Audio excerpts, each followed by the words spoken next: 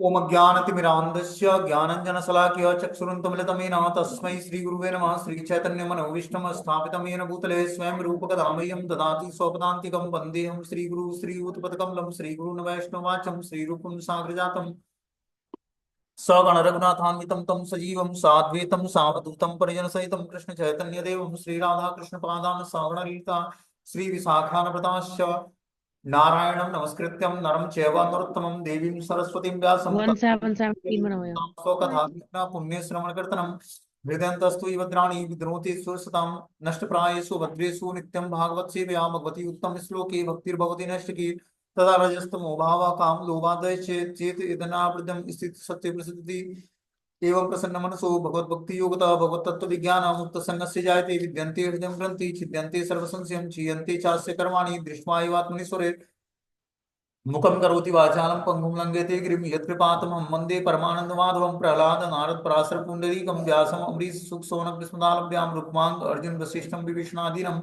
पुण्यानि नामानि परं भागवत स्मरामि। हे कृष्ण करुणा सिंधु दीनबंधु जगत्पते गोपेश गोपिकाकांत राधाकांत नमस्तुते तप्त कांचन गौरांगे श्री राधे वृंदावनेश्वरी वृषभानुसुते देवी प्रणमामि हरिप्रिये वाञ्छाकल्पतरुवक्ष कृपा सिन्धुभ्यो च पतितानां पावनेभ्यो वैष्णवेभ्यो नमो नमः। जय श्री कृष्ण चैतन्य प्रभु नित्यानंद श्री अद्वैत गदाधर श्रीवासादि श्री गौर भक्तवृंद हरे कृष्ण कृष्ण कृष्ण हरे हरे हरे राम राम राम हरे हरे।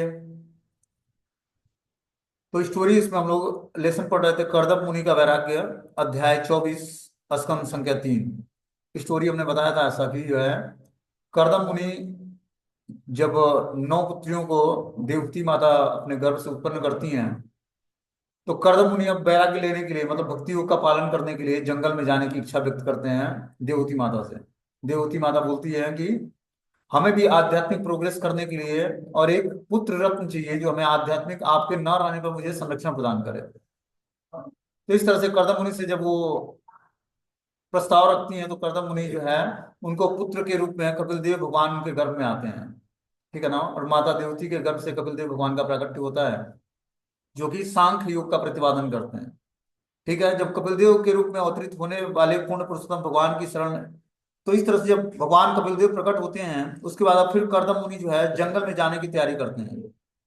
बोलते हैं, समस्त जीवात्माओं के स्वामी मुझे आपसे आज कुछ पूछना है, क्योंकि आपने मुझे अपितृ ऋण से मुक्त कर दिया है और मेरे सभी मनोरथों को पूरा हो चुका, सभी मनोरथ पूरे हो चुके हैं, अतः मैं संन्यास मार्ग ग्रहण करना चाहता हूँ। गृहस्थ जीवन को त्याग कर मैं शोक रहित होकर अपने हृदय में सदैव आपको धारण करते हुए सर्वत्र भ्रमण करना चाहता हूँ। अब ये प्रस्ताव कपिल देव भगवान के सामने उनके पिता कर्दम मुनि रखते हैं कि आपने हमें पितृ ऋण से मुक्त कर दिया। पितृ ऋण से मुक्त तब होता है व्यक्ति जब पिता क्या करता है, पुत्र को जन्म मतलब माता पुत्र को जन्म देती है तो पिता पितृ ऋण से मुक्त हो जाता है। वही बता रहे हैं कि समस्त जीव आत्माओं के स्वामी मुझे आज आपने कुछ पूछना है, क्योंकि आपने मुझे पितृ ऋण से मुक्त कर दिया है, मेरे सभी मनोरथ पूरे पूर्ण किए हैं। अब मैं संन्यास मार्ग ग्रहण करना चाहता हूँ। इस गृहस्थ जीवन को त्याग कर मैं शोक रहित होकर अपने हृदय में सदैव आपको धारण करते हुए सर्वत्र भ्रमण करना चाहता हूँ। ये कर्दम मुनि भगवान कपिल देव से इच्छा व्यक्त करते हैं। भगवान कपिल देव कर्दम मुनि के पुत्र रूप में प्रकट हुए हैं। फिर कपिल देव भगवान क्या बोलते हैं कि मया प्रोक्तम ही लोकस्य प्रमाणम सत्यलोकिके अथा जनी मया तुभ्यम तदोच मृतम मुने। भगवान कपिल ने कहा, मैं जो भी प्रत्यक्ष रूप से या शास्त्रों में कहता हूं वह संसार के लोगों के लिए सभी प्रकार से प्रमाणित है। हे मुनि, चूंकि मैं तुमसे पहले ही कह चुका हूं कि मैं तुम्हारा पुत्र बनूंगा, अतः इसी को सत्य करने हेतु मैंने अवतार लिया है। यहां तक हुआ था। अब आगे जो है 36वां श्लोक है, इसको हम लोग सुनेंगे। बोलते हैं, ए तन्मे जन्म लोके अस्मिन मुमुक्षुणाम दुराशयाम प्रसंज्ञा नायम तत्वानाम सम्यक्ताय मदर्शने। इस संसार में मेरा प्राकट्य विशेष रूप से सांख्य दर्शन का प्रतिपादन करने के लिए हुआ है। यह दर्शन उन व्यक्तियों के लिए के द्वारा आत्म साक्षात्कार हेतु परम समादृत्य है जो अनावश्यक भौतिक कामनाओं के बंधन से मुक्ति चाहते हैं। हम सभी जो है भौतिक कामनाओं से मुक्ति चाहते हैं, क्योंकि बिना भौतिक कामनाओं के मुक्ति हुए बिना भगवान की लविंग डिवोशनल सर्विस प्राप्त नहीं होगी। तो जब तक हम भौतिक इच्छाओं से मुक्त नहीं होंगे तब तक भगवान की प्रेममयी सेवा को प्राप्त नहीं करेंगे। अपनी सारी इच्छाओं को, देखो इच्छाएं समाप्त नहीं होंगी, इच्छाओं को और आसक्तियों को हमें आध्यात्मिक बना लेना होगा।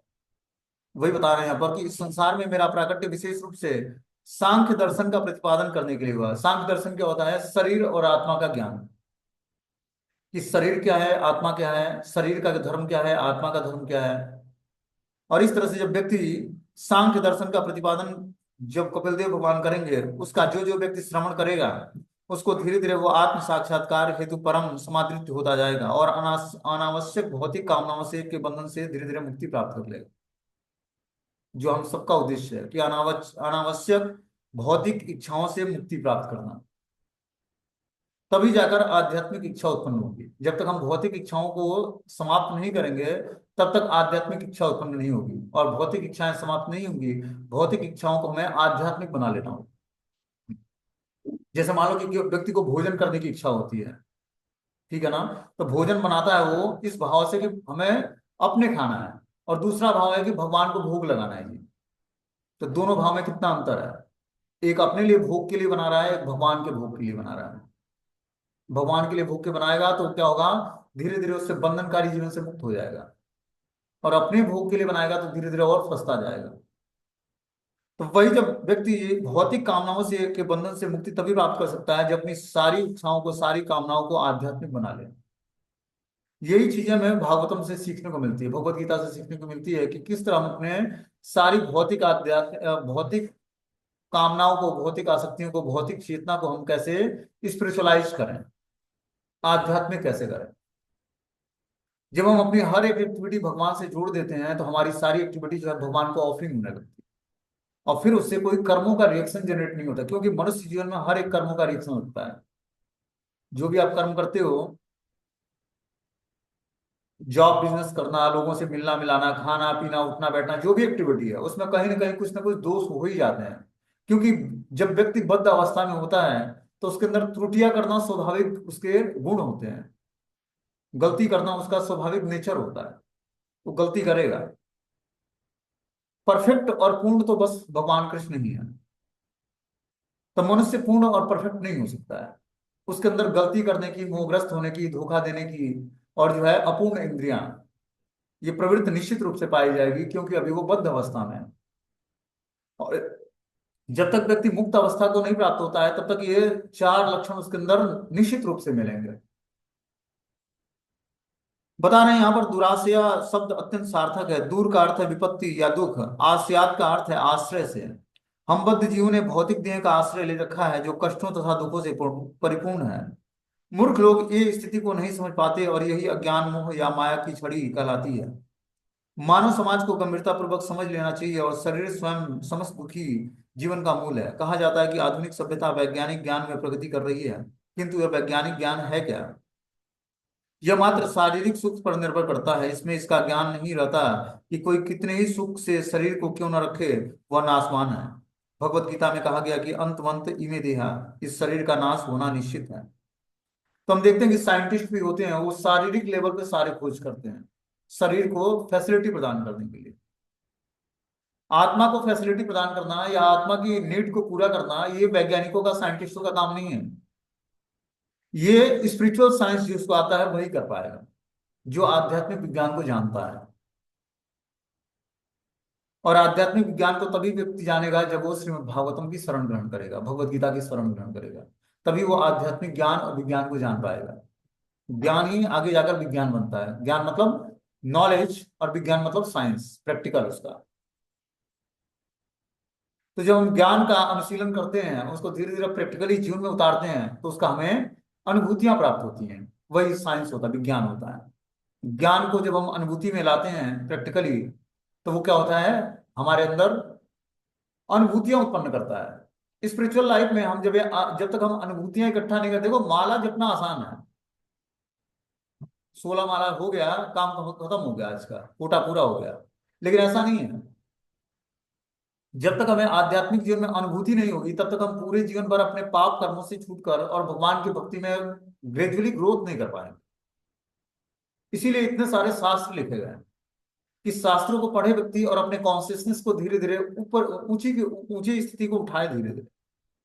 जहां फंसा पड़ा है उन आसक्तियों को त्याग करके और क्या करे, अपने को भगवान से जोड़ने का प्रयास करे। भक्ति योग, भक्ति योग मतलब जोड़ना, भक्ति मतलब भक्ति करके, भक्ति करके अपने से को भगवान से जोड़ना है, यही भक्ति योग है। योग का मतलब होता है जोड़ना। तो कैसे जोड़ना है? अपनी इंद्रियों को भगवान की सेवा में जोड़ देना है। मन को, मन मना भव मन भक्ता, मद्याजीवा नमस्कुरु। भगवान बोलते हैं मन मेरे में लगाओ। मन कैसे भगवान में लगेगा? जब इंद्रियां भगवान की सेवा में लगेगी। क्योंकि मन तो अनेकों जन्मों से व्यक्ति को जो है प्रताड़ित करते हुए और अलग अलग माया के चंगुल में फंसाता आया है। लेकिन हम जब नॉलेज लेके सेंसेस को भगवान की सेवा में लगाएंगे, तब सेंसेस के माध्यम से जो है, इंद्रियों के माध्यम से मन कंट्रोल होगा। मन के कंट्रोल होने से बुद्धि कंट्रोल होगी। और जब मन, बुद्धि और सेंसेस हमारे कंट्रोल में आ जाएंगे, तो आत्मा का वास्तविक प्रकाश क्या है, आत्मा का वास्तविक स्वरूप क्या है, कि हम नित्य ही भगवान श्री कृष्ण के दास हैं। और तब हम भगवान की दासता स्वीकार करेंगे। जब हम माया की दासता छोड़कर भगवान की दासता स्वीकार करते हैं, तब धीरे धीरे जो है हम आध्यात्मिक रास्ते पर चलना शुरू करते हैं, प्रोग्रेस करते हैं। बोलते हैं मानव समाज को गंभीरता पूर्वक समझ लेना चाहिए कि शरीर स्वयं समस्त दुखी जीवन का मूल है। शरीर से ही सारे दुख प्रकट होते हैं, ठीक है ना। इसी में दुख, शोक, भय, जो भी चीजें हैं, सब शरीर से ही रिलेटेड होते हैं। जब तक व्यक्ति शारीरिक लेवल पर है, तब तक ये सारे दुख, शोक, भय और जो भी है, जन्म, मृत्यु, जरा, व्याधि, दुख, दोषानुदर्शनम, सब कुछ इस मनुष्य जीवन में आएंगे। लेकिन जब वही व्यक्ति आध्यात्मिक धरातल पर अपनी चेतना को स्थिर कर देता है और सारी एक्टिविटी भगवान की प्रसन्नता के लिए करता है, तब वो दिव्य अवस्था को प्राप्त कर लेता है। तब वो दिव्य अवस्था को जानने के योग्य हो पाता है।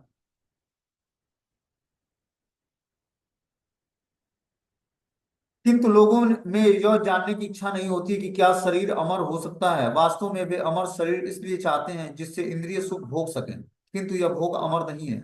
अतः ऐसी वस्तुओं का अभाव उन्हें खलता है जिसको वे निरंतर भोग सकें, किंतु वे यह नहीं जानते कि इसे किस प्रकार प्राप्त किया जाए। अतः यहाँ पर कपिल देव द्वारा वर्णित सांख्य दर्शन तत्वा नाम है। सांख्य दर्शन वास्तविक सत्य का ज्ञान प्रदान करने का के लिए तैयार किया गया है। कि सांख्य दर्शन जो है क्या होता है, हमें वास्तविक ज्ञान से वाकिफ कराता है। जो वास्तविक सत्य क्या है, वास्तविक सत्य वह ज्ञान है जिससे समस्त दुखों के मूल इस भौतिक शरीर से छुटकारा पाया जा सके। इस कार्य के लिए ही भगवान कपिल देव का अवतार हुआ। यहाँ पर इसका स्पष्ट उल्लेख है। तो कपिल देव भगवान ने, भगवान के अंश अवतार हैं, ये प्रकट होकर इन्होंने शरीर और आत्मा का ज्ञान दिया कि धीरे धीरे व्यक्ति जो है शारीरिक लेवल से उठकर और आध्यात्मिक लेवल मतलब आत्मा के स्तर को प्राप्त कर सके, आत्म स्तर को जान सके, आत्मचिंतन कर सके। आगे बता रहे हैं कि आत्म साक्षात्कार का यह मार्ग जिसको समझ पाना दुष्कर है, अब काल क्रम से लुप्त हो गया है। इस दर्शन को पुनः मानव समाज में प्रवर्तित करने और व्याख्या करने के लिए ही मैंने कपिल का यह शरीर धारण किया है, ऐसा जानो। तो भगवान कपिल देव का प्राकट्य इसीलिए हुआ क्योंकि वो जो दिव्य ज्ञान था, आत्म साक्षात्कार का मार्ग, उसको समझ पाना वाकई में दुष्कर है। वो काल क्रम में लुप्त हो गया। लेकिन उसी लुप्त ज्ञान को फिर से मानव समाज में प्रवर्तित करने के लिए ही भगवान कपिल देव ने अपना शरीर धारण किया। बोलते हैं यह सत्य नहीं है कि सांख्य दर्शन दर्शन की एक नवीन पद्धति है जिसका सूत्रपात कपिल ने किया। जिस प्रकार की भौतिकतावादी दार्शनिक अन्य दार्शनिकों से आगे बढ़ने के लिए नए नए विचार प्रस्तुत करते हैं, भौतिक स्तर पर प्रत्येक व्यक्ति विशेष रूप से ज्ञानी अन्यों की अपेक्षा अधिक विख्यात बनना चाहता है। किंतु सांख्य दर्शन ऐसा नहीं है। यह मात्र ज्ञान नहीं है, यह तथ्य परक है। किंतु कपिल के समय में यह लुप्त हो चुका था। तो जो ये शरीर और आत्मा का ज्ञान है, जब भगवान कपिल देव प्रकट हुए तो उस समय यह ज्ञान लुप्त हो गया था। उसी ज्ञान को फिर से उद्घाटित करने के लिए भगवान कपिल देव का प्राकट्य हुआ। फिर यह भगवत गीता में वर्णित योग पद्धति लुप्त हो गई, बताने की जो है, यह भौतिक संसार का स्वभाव है कि भगवत गीता में श्री कृष्ण ने कहा है कि स काले निहम्यता योगो नष्ट परंतप। काल क्रम में भगवत गीता में वर्णित योग पद्धति धीरे धीरे लुप्त हो गई। यह शिष्य परंपरा से चली आ रही है, किंतु काल क्रम में यह खो गई। काल इतना प्रबल है कि काल के साथ प्रत्येक वस्तु नष्ट और लुप्त हो जाती है।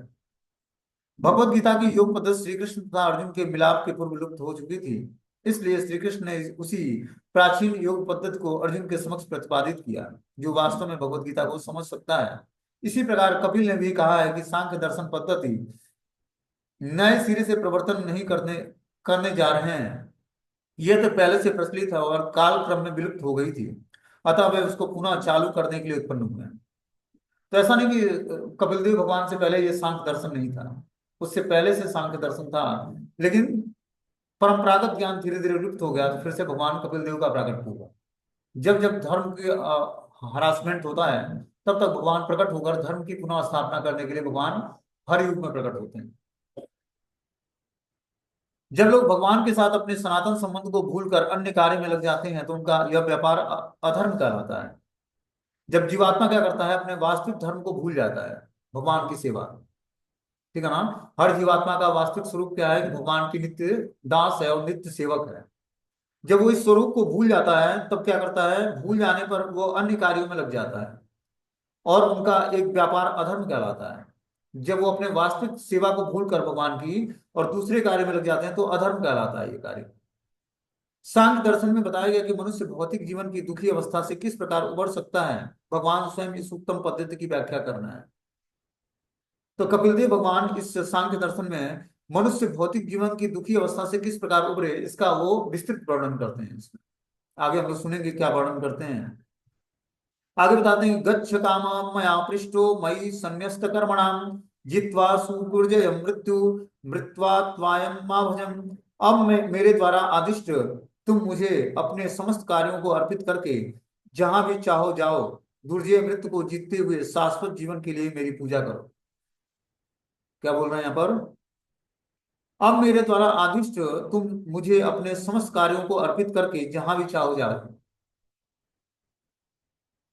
तो कपिल देव भगवान अपने पिता को बोलते हैं कि मेरे द्वारा जो प्रतिपादित आदिष्ट तुम मुझे अपने समस्त कार्यों को अर्पित करके, कार्यों को मुझे अर्पित कर दो, उसके बाद तुम जहां मर्जी वहां जा सकते हो।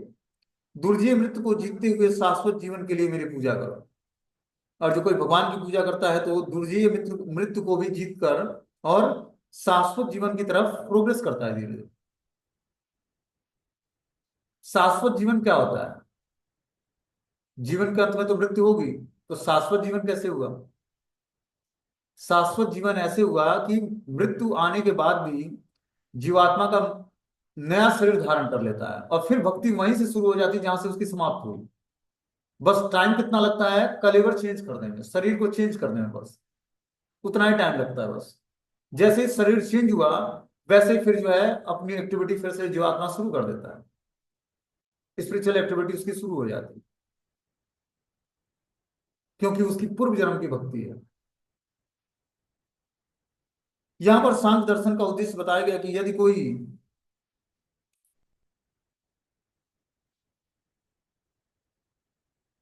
वास्तविक शाश्वत जीवन चाहता है तो उसे भक्ति योग या कृष्ण भावना में अपने आप को लगाना चाहिए। जन्म तथा मृत्यु से मुक्त होना कोई सरल कार्य नहीं है। भौतिक शरीर के लिए जन्म तथा मृत्यु स्वाभाविक है। सुदुर्जेय का अर्थ है जीत पाना अत्यंत कठिन है। आधुनिक तथाकथित वैज्ञानिक के पास पर्याप्त साधन उपलब्ध नहीं है कि वे जन्म तथा मृत्यु पर विजय पाने की प्रक्रिया को समझ सके। तो हम देखते हैं आजकल आधुनिक साइंटिस्ट जो हैं बहुत कुछ खोजते हैं, बहुत कुछ का आविष्कार कर लेते हैं, लेकिन जो वास्तविक ज्ञान है, भगवान का ज्ञान, उससे वाकिफ नहीं होते हैं, उसको जानते नहीं है कि जीवन का वास्तविक उद्देश्य क्या है। वो कुछ आविष्कार कर लेते हैं, कुछ रिसर्च कर लेते हैं, ठीक है ना, उसको बहुत बड़ी उपलब्धि मानते हैं, जबकि ये सारी उपलब्धि पहले से भागवतम जैसे ग्रंथों में दिया हुआ है। जो साइंटिस्ट आज खोज रहे हैं, ये करोड़ों वर्ष पहले भगवान के द्वारा ये सब ज्ञान प्रदान कर दिया गया है, ऋषि महात्माओं के द्वारा शास्त्रों में वर्णित कर दिया गया है। तो वही ज्ञान साइंटिस्ट क्या करते हैं, साइंस के माध्यम से खोजते हैं और उसको खोज कर जो है अपने को हाईलाइट कर देते हैं कि मैंने ये आविष्कार किया। जबकि वो आविष्कार उन्होंने नहीं किया, आविष्कार वो बहुत समय पहले जो है भगवान या भगवान के जो भक्त लोग थे, ऋषि महात्मा, उन्होंने ये सब आविष्कार किया था। जैसे हम देखते हैं एरोप्लेन, तो एरोप्लेन जो है पेट्रोल से, चाहे उसका जो भी ऑयल होता है उससे उड़ता है। पहले पुष्पक विमान हुआ करता था जो मंत्रों की सहायता से चलता था हवा में, और एरोप्लेन से तेज उसकी स्पीड होती थी। अब सोचो मंत्रों में कितनी शक्ति होती थी कि वो हवा में उड़ सकता है, और ऐसा नहीं 2-4 किलोमीटर, जहां मर्जी वहां मन की गति से तेज। तो ऐसे ऐसे विमान हुआ करते, पुष्पक विमान। अब कलयुग में लड़ाकू विमान चलता है। जो पेट्रोल या डीजल से चलता है, और पहले वो मंत्रों की सहायता से चलता था। रावण को मारकर भगवान अयोध्या पुष्पक विमान से ही लौटे थे, जिस पर रावण चलता था। सोचो, वो मंत्रों की सहायता से वो विमान चलता था, इतना मंत्रों में पावर हुआ करता था। आगे इसमें बताना कि तुम अपनी बुद्धि के द्वारा अपने हृदय में निरंतर मेरा दर्शन करोगे, जो समस्त जीवात्माओं के हृदय के भीतर वास करने वाला परम सत्व प्रकाशमान आत्मा है। इस प्रकार तुम समस्त शोक और भय से रहित होकर शाश्वत जीवन प्राप्त करोगे। क्या बोलते हैं कि तुम अपनी बुद्धि के द्वारा अपने हृदय में निरंतर मेरा दर्शन करोगे। बुद्धि के द्वारा हृदय में दर्शन कैसे होता है? जब बुद्धि ज्ञान में स्थिर हो जाती है, तब हृदय में भगवान का दर्शन होता है। क्यों? क्योंकि मन बुद्धि भगवान की सेवा में इंगेज हो गया। जब तक हमारा मन बुद्धि पवित्र नहीं होगा, सेंसेस हमारे पवित्र नहीं होंगे, तब तक हृदय हमारा राधा कृष्ण का निवास स्थान नहीं बनेगा। क्योंकि मन बुद्धि के कंटोमिनेटेड होने के कारण ही हृदय जो है कलुषित रहता है, दूषित होता है। क्योंकि मन बुद्धि में बहुत सारे थॉट्स, बहुत सारे विचार जो है प्रकट होते हैं। कुछ का पोषण देते हैं हम लोग, कुछ को निग्लेक्ट करते हैं। तो जैसे गुणों का प्रभाव होता है, वैसे ही हम विचारों का पोषण करते हैं। और जैसे ही शुद्ध विचारों का पोषण होता है शुद्ध गुणों के अंतर्गत, दूषित विचारों का पोषण होता है दूषित गुणों के अंतर्गत। तो जैसे हमारे गुणों का प्रभाव होता है, उसी तरह हमारी चेतना का विकास होता है। बोलते हैं सभी मनुष्य परम सत्य को अनेक प्रकार से समझने के लिए इच्छुक रहते हैं, यथा ब्रह्म ज्योति का अनुभव करके ध्यान द्वारा अथवा चिंतन द्वारा। किंतु कपिल देव माम शब्द का प्रयोग बल देते हुए करते हैं कि परमेश्वर परम सत्य की अंतिम स्थिति है। भगवत गीता में श्री भगवान सदैव माम मुझको का प्रयोग करते हैं, किंतु दुष्ट लोग इसका दूसरा अर्थ लगाते हैं। यदि कोई श्री भगवान को जिस रूप में वे विभिन्न अवतारों में प्रकट होते हैं देख सके, तो यह समझ सके कि उन्हें भौतिक देह नहीं धारण किया, वरना वे अपने नित्य आत्म रूप में उपस्थित रहते हैं। वही श्री भगवान के स्वभाव को समझ सकता है। क्योंकि अल्प ज्ञानी इस बात को नहीं समझ सकता, इसलिए इस पर बार बार बल दिया गया है। जिस रूप में भगवान अपनी अंतरंग शक्ति के द्वारा कृष्ण, राम या कपिल रूप में उपस्थित होते हैं, यदि कोई इन रूपों का दर्शन भी कर ले, तो वह ब्रह्म ज्योति का दर्शन कर सकता है। तो बता रहे हैं यहाँ पर कि यदि कोई श्री भगवान को जिस रूप में विभिन्न अवतारों में प्रकट होते हैं देख सके, तो यह समझ सके कि उन्होंने भौतिक देह नहीं धारण किया है, वरना वो सच्चिदानंद स्वरूप में है। और जो कोई व्यक्ति भगवान के दिव्य शरीर को देखने के योग्य हो सके, और इस चर्म चक्षु से भगवान का दर्शन नहीं हो सकता है। भगवान का दर्शन दिव्य चक्षु से होता है। कैसे? भगवान की कृपा से। तो जो कोई व्यक्ति भगवान का रियलाइजेशन करके भगवान को देख भी लेता है, तो वो ये रियलाइज करेगा कि भगवान का जो शरीर है वो सच्चित आनंद से बना हुआ है। ठीक है ना? बोलते हैं कि अल्प ज्ञानी इस बात को नहीं समझ पाते, इस पर इसलिए इस पर बार बार बल दिया गया है। जिस रूप में भगवान अपनी अंतरंग शक्ति के द्वारा कृष्ण, राम या कपिल के रूप में उपस्थित होते हैं, यदि कोई इन रूपों का दर्शन भी कर लेता है, तो ब्रह्म ज्योति का दर्शन कर सकता है। तो भगवान के स्वरूप का दर्शन करना ही ब्रह्म ज्योति का दर्शन है, क्योंकि भगवान के शरीर से जो निकला हुआ तेज है वही ब्रह्म ज्योति है। जिस प्रकार सूर्य प्रकाश सूर्य की क्रांति है, अतः सूर्य को देखकर मनुष्य स्वतः ही सूर्य प्रकाश को देख लेता है, उसी प्रकार पूर्ण पुरुषोत्तम भगवान का दर्शन कर लेने से मनुष्य एक साथ परमात्मा स्वरूप के साथ साथ निर्गुण ब्रह्म का भी अनुभव करता है। भागवत में पहले ही प्रतिपादित हो चुका है कि परम सत्य तीन रूपों में उपस्थित रहते हैं। हमने क्या बताया था कि परम सत्य का रिलेशन जीवात्मा तीन भागों में करता है। पहले ब्रह्म ज्योति का रिलेशन करता है, फिर परमात्मा, फिर भगवान का। तो डायरेक्टली और जो भगवान का रियलाइजेशन करना है, तो भगवान की प्रेममय सेवा करके हम धीरे धीरे जो है ब्रह्म, परमात्मा और भगवान तीनों का रियलाइजेशन कर सकते हैं। जो परम पुरुष का दर्शन कर लेता है वह स्वतः ही अन्य रूपों में अर्थात परमात्मा तथा ब्रह्म रूपों का अनुभव कर लेता है। यहाँ पर श्री भगवान के दर्शन मात्र से प्रत्येक वस्तु का बोध हो जाता है। फलतः यह होता है कि वह ऐसी दशा को प्राप्त होता है जहां न तो सुख होता है न भय होता है। एक बार जीवात्मा जब भगवान का दर्शन कर लेगा, तो भय और शोक से मुक्त हो जाएगा। श्री भगवान की भक्ति के द्वारा ही इसे प्राप्त किया जा सकता है।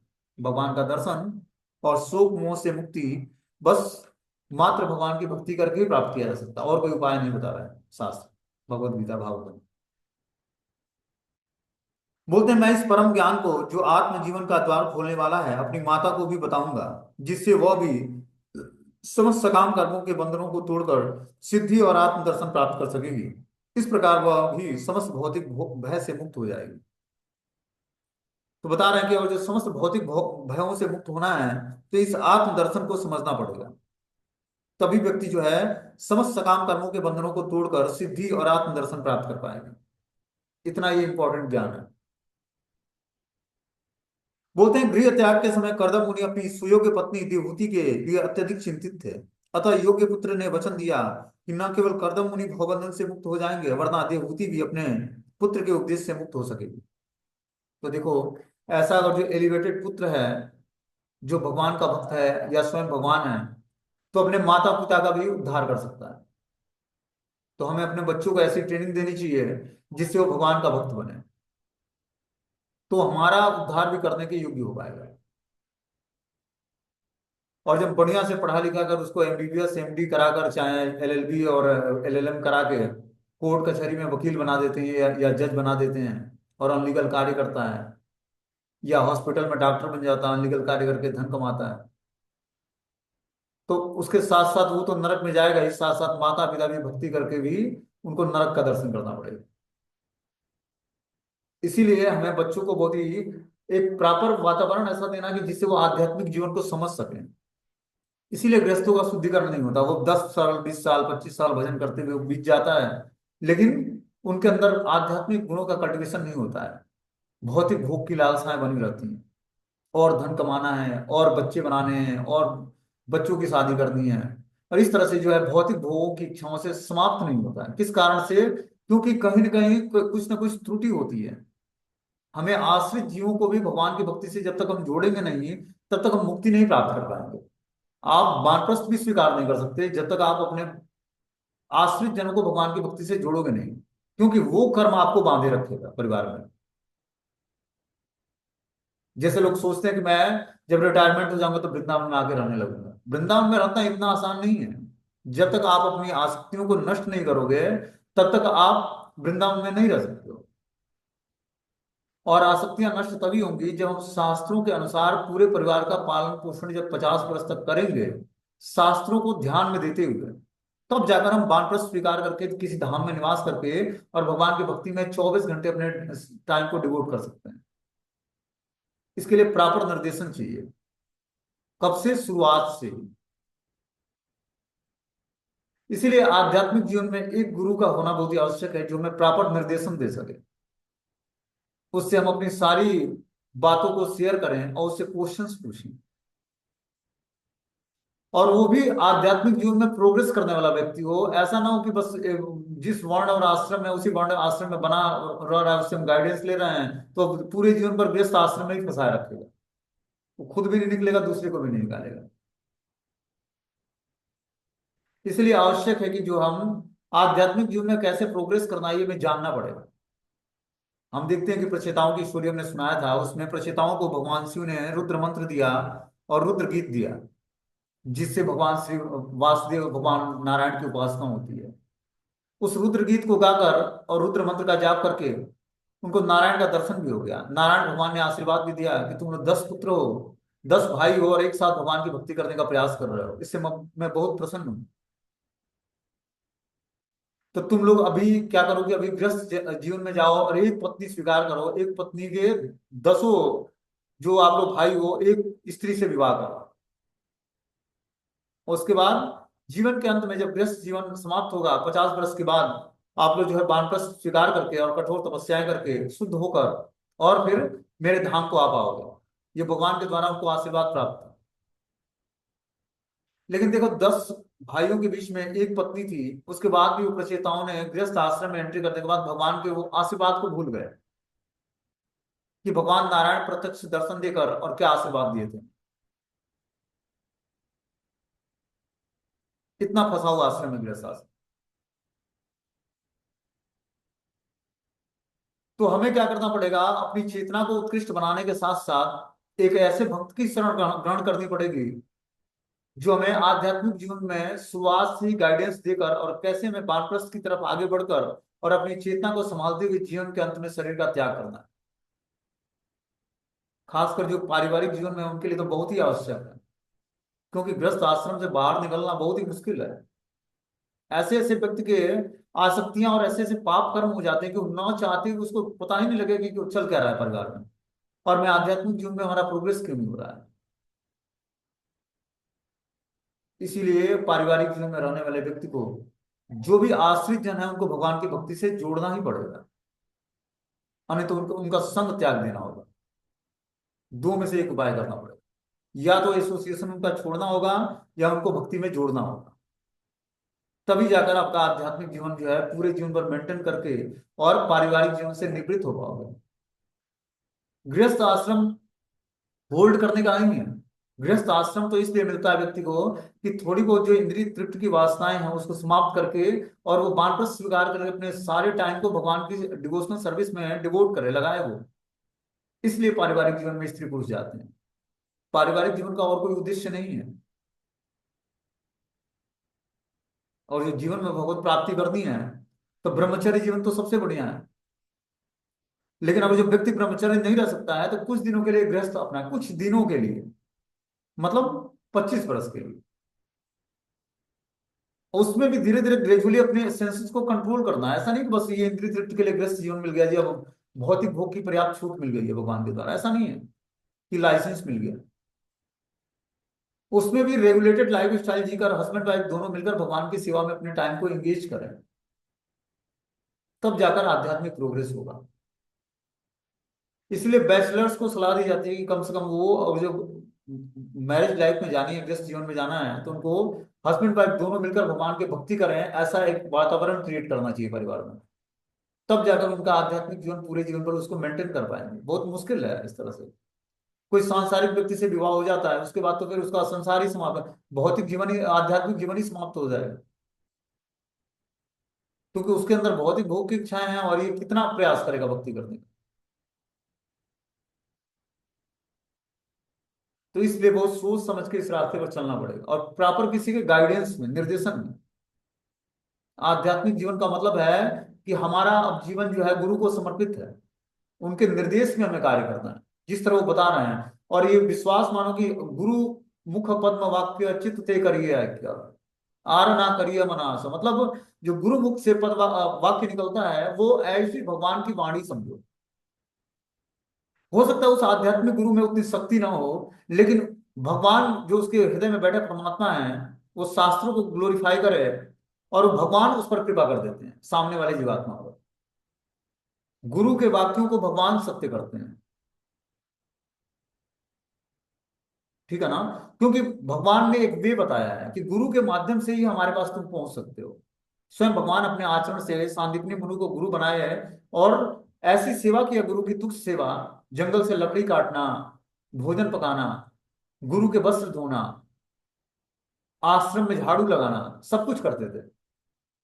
और नंद बाबा के पुत्र थे जो, जिनके वहां 9 लाख गायें थी, चाहते तो आज्ञा देते और लकड़ी का ढेर लग जाता, लेकिन खुद जाते गुरु सेवा करने के लिए। और ऐसी सेवा किया कि गुरु जी ने 64 दिनों में 64 कला उनके हृदय में प्रकाशित कर दिया, भगवान के हृदय में। भगवान तो सब कुछ कलापूर्ण है, लेकिन गुरु कृपा को बताने के लिए उन्होंने सांदीपनी मुनि को गुरु बनाया। और इसी तरह देखते हैं राम अवतार में भी भगवान ने विश्वामित्र को गुरु बनाया, उनसे अस्त्र विद्या सीखा। तो हम बद्ध जीवों के लिए जब तक हम गुरु नहीं बनाएंगे तब तक हम बद्ध जीवन से छुटकारा प्राप्त नहीं करेंगे। और ये बहुत ही आवश्यक है। ऐसा नहीं कि बैचलर्स हो तो स्वतंत्र हो, ऐसा नहीं है। बैचलर को भी ज्यादा माया प्रताड़ित करती है। इसलिए हमें क्या करना है, धीरे धीरे जो है भगवान के इस रास्ते को सेलेक्ट करना है, और इस रास्ते पर बने रहने के लिए हमें एक आध्यात्मिक गुरु की शरण ग्रहण करनी है। उनसे क्वेश्चंस पूछने हैं, अपनी बातों को शेयर करके उनसे उपाय पूछना है कि हमारा उद्धार कैसे होगा, हम कैसे इस आध्यात्मिक रास्ते पर आगे बढ़कर और भगवत प्राप्ति कर पाएंगे।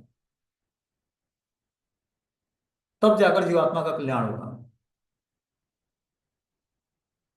आगे बताना कि सन्यासी अपने साथ अपनी पत्नी को नहीं ले जा सकता है। वानप्रस्थ आश्रम में मनुष्य अपनी पत्नी को सहायता के रूप में अपने साथ रख सकता है, परंतु उसके साथ शारीरिक संबंध बनाने की छूट नहीं है। किंतु संन्यास आश्रम में वह पत्नी को अपने साथ नहीं रख सकता है। अन्यथा कर्दम जैसा व्यक्ति अवश्य ही पत्नी को साथ रखे होते और आत्म साक्षात्कार की साधना में उसे कोई अड़चन न हुई होती। बोलते हैं संन्यास आश्रम में जो व्यक्ति गृहस्थ जीवन से आगे बढ़कर संन्यास ग्रहण करना चाहता है तो संन्यास आश्रम में अपनी पत्नी को साथ नहीं रख सकता है। वानप्रस्थ में सहायिका के रूप में रख सकता है, लेकिन उससे कोई उसका शारीरिक संबंध नहीं होता। करदम मुनि ने वैदिक आदेश का पालन किया, जिसके अनुसार संन्यास जीवन बिताने वाला कोई भी व्यक्ति स्त्रियों के साथ किसी प्रकार का संबंध नहीं रख सकता है। किंतु उस पत्नी का क्या होता है जिसे पति त्याग कर जाता है? वह पुत्र को सौंप दी जाती है और पुत्र वचन देता है कि वह उसे बंधन से मुक्त करेगा। स्त्री संन्यास ग्रहण नहीं कर सकती। आधुनिक युग में अनेक बनावटी तथाकथित आध्यात्मिक संस्थाएं, समितियां स्त्रियों को भी संन्यास प्रदान करती है। यद्यपि वैदिक साहित्य में स्त्रियों द्वारा संन्यास ग्रहण करने का कोई उल्लेख नहीं है।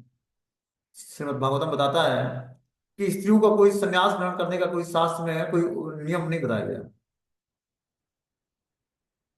अन्यथा विधान होने पर कर्दम मुनि अपनी पत्नी को साथ लेकर जाकर संन्यास दिला देते, किंतु स्त्री को तो घर पर ही रहना चाहिए। उसके जीवन की तीन अवस्थाएं होती हैं। बालपन में पिता पर निर्भर रहती है, युवा अवस्था में पति पर आश्रित रहती है, और वृद्धावस्था में अपने सयाने पुत्र यथा कपिल पर आश्रित रहना। वृद्धावस्था में स्त्री की प्रगति उसके सयाने पुत्र पर निर्भर करती है। आदर्श पुत्र कपिल अपने पिता को आश्वासन दे रहे हैं कि वो अपनी माता का उद्धार करेंगे, जिससे उसके पिता अपनी पत्नी के प्रति निश्चिंत होकर शांति पूर्वक जा सके। तो इस तरह से कपिल देव भगवान अपने पिता को आश्वस्त करते कि आप पिताजी निश्चिंत होकर आप संन्यास ग्रहण करिए, मैं माता की रक्षा करूंगा और मैं उनको आध्यात्मिक प्रोग्रेस दिलाऊंगा। मैं उनको आध्यात्मिक रास्ते पर कैसे चलना है, इसके लिए मैं उनको शिक्षाएं दूंगा। अब इस तरह से आगे मैत्रेय और ऋषि क्या बोलते हैं इसके बारे में हम लोग कल की क्लास में सुनेंगे। हरे कृष्णा। तो मीटिंग क्लोज हो जाएगा, अभी 1.5 मिनट